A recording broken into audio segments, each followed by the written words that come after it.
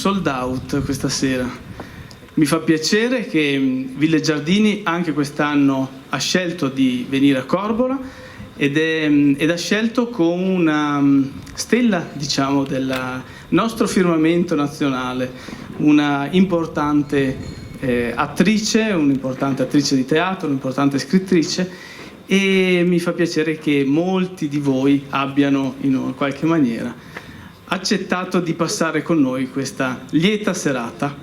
Ma ci fa piacere, e ringrazio tra l'altro il curatore, direttore artistico Claudio Ronda, per ormai un amico e un abitué di Corbola, nel condividere questi piacevolissimi momenti. Grazie a tutti voi.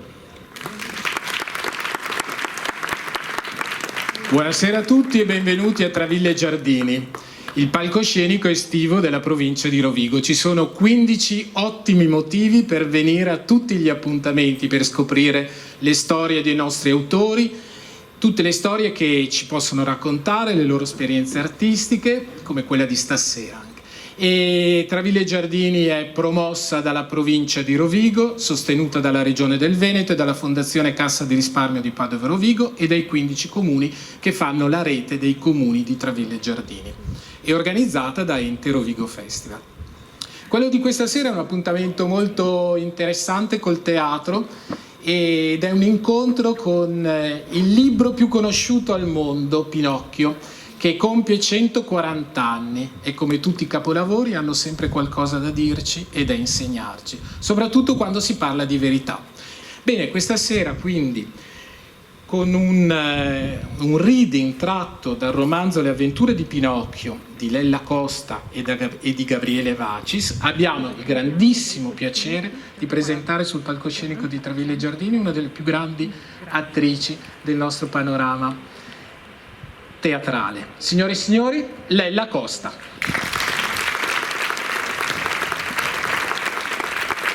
Buonasera, buonasera, grazie di questa presenza, è sempre un regalo e per fortuna è sempre una sorpresa, e credo che una delle cose più belle di questo mestiere sia non dare mai niente per scontato e emozionarsi e commuoversi ogni volta e provare gratitudine. Il sentimento maggiore che io provo nei confronti del pubblico, soprattutto dopo gli anni difficilissimi del Covid, della pandemia, è di una grandissima gratitudine, perché ci siete sempre stati, ci avete aspettato e vi siete fidati e siete tornati, quindi veramente grazie di cuore.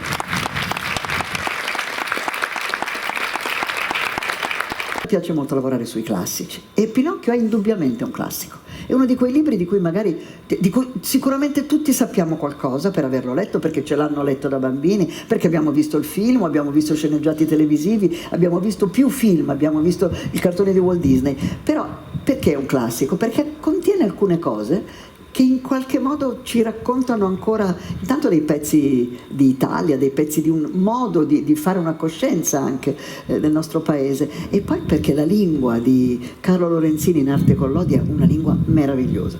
Avendo registrato un audiolibro, quindi avendolo studiato bene, vi posso assicurare che è davvero è meraviglioso da leggere, perché ti permette una varietà di gamme, di intensità, di interpretazione. Comunque la faccio breve. L'abbiamo chiamato Pinocchio Confidential proprio per dare l'idea di quello che è, quasi un gioco, un entrare e uscire da un testo che comunque fa parte appunto dell'immaginario collettivo di sempre, e vedere se, come, quando, in che cosa ancora ci può raccontare. E la cosa bella della letteratura, e credo in parte anche del teatro, soprattutto del teatro che suggerisce, del teatro che legge, della lettura in generale, è che non sei obbligato a vedere delle immagini. Il cinema è meraviglioso, per carità, però ti dà già un'interpretazione anche visiva. La cosa bella del sentirsi raccontare storie, che io credo che faccia parte dei bisogni primari dell'umanità, no?